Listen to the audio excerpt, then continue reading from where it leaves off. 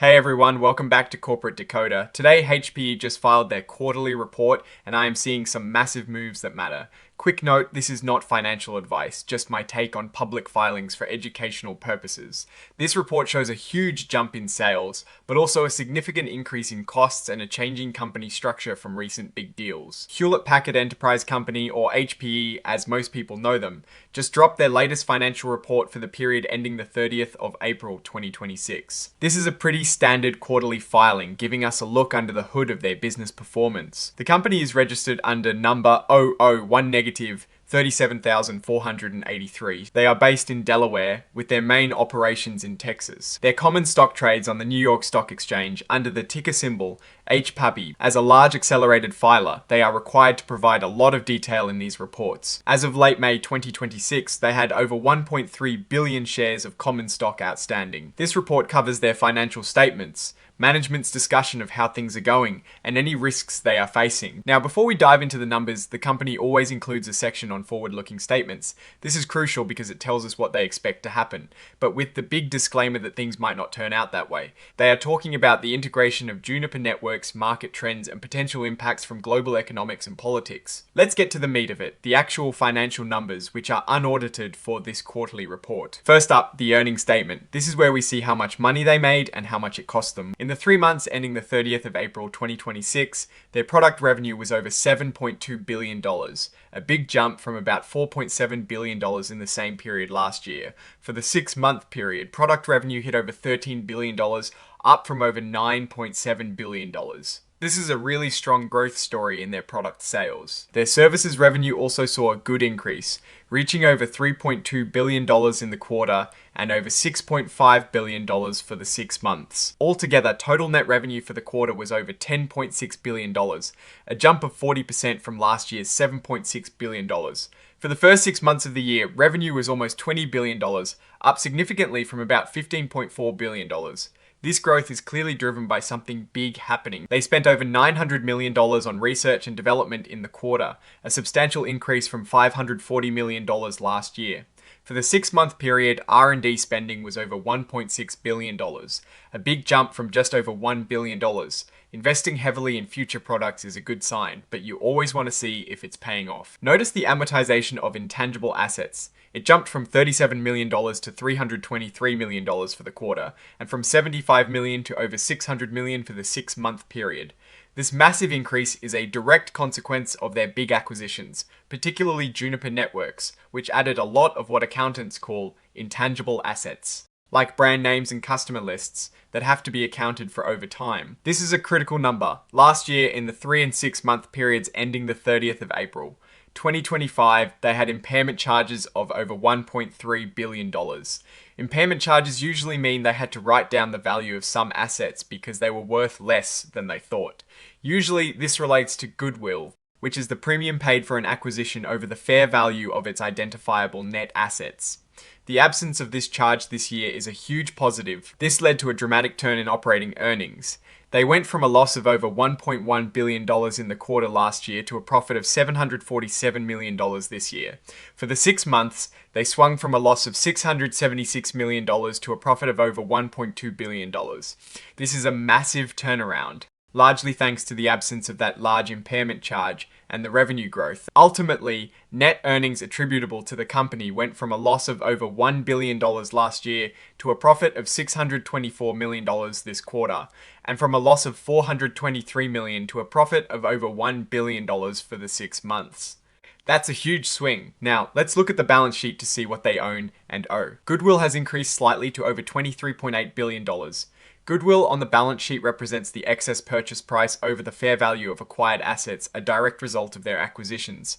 The slight increase from October 2025 to April 2026 likely reflects adjustments from the Juniper Networks acquisition. Accounts payable, what they owe to their suppliers, has jumped significantly to over $11.3 billion from $7.7 billion. This rise often occurs when companies increase their purchasing to meet higher sales demand, and it's a sign of that increased activity. Their long-term debt is around $18.2 billion, a modest increase from $17.7 billion.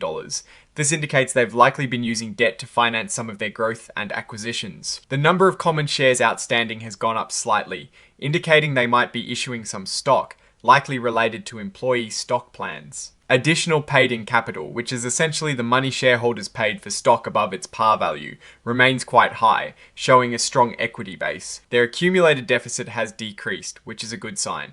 It means they are moving away from a cumulative loss position towards profitability. The cash flow statement tells us where the cash came from and where it went. Again, we see the big swing from a loss of $423 million to a profit of over $1 billion in the first 6 months. Depreciation and amortization charges are up substantially, reflecting the increased assets on their books, likely from acquisitions and investments. Stock-based compensation, which is a non-cash expense but still important, has also increased, suggesting they are compensating their employees with more equity awards. This is a really important one.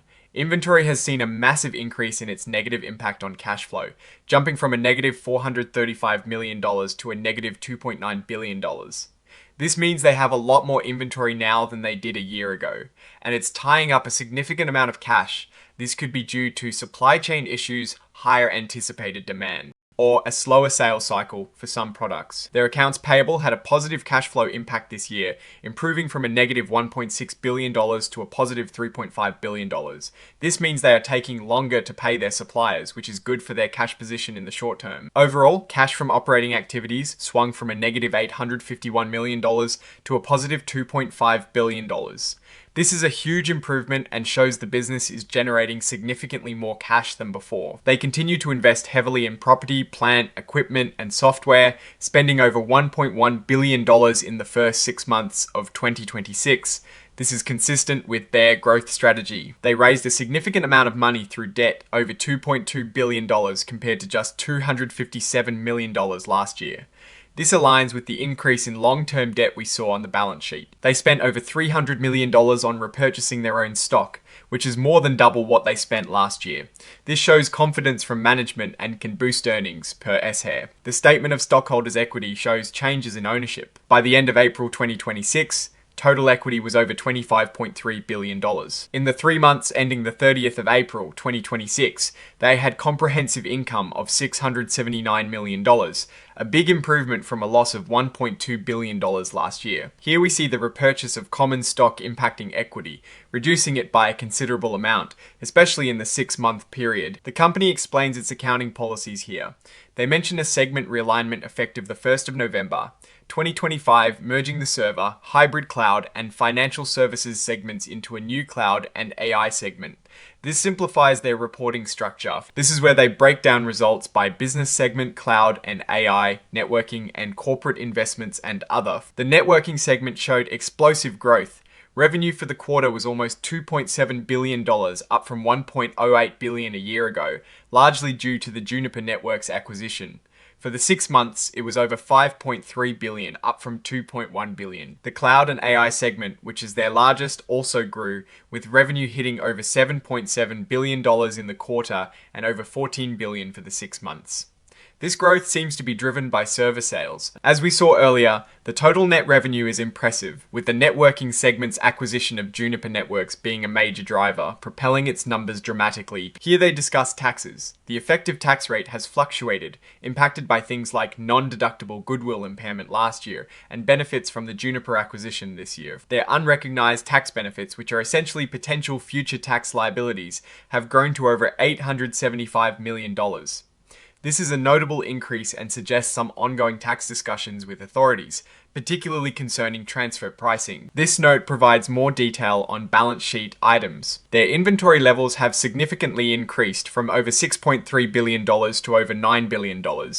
This is a key indicator to watch for signs of slowing sales or supply chain issues. This section details major corporate actions. The acquisition of Juniper Networks was completed on the 2nd of July 2025 for about $13.4 billion.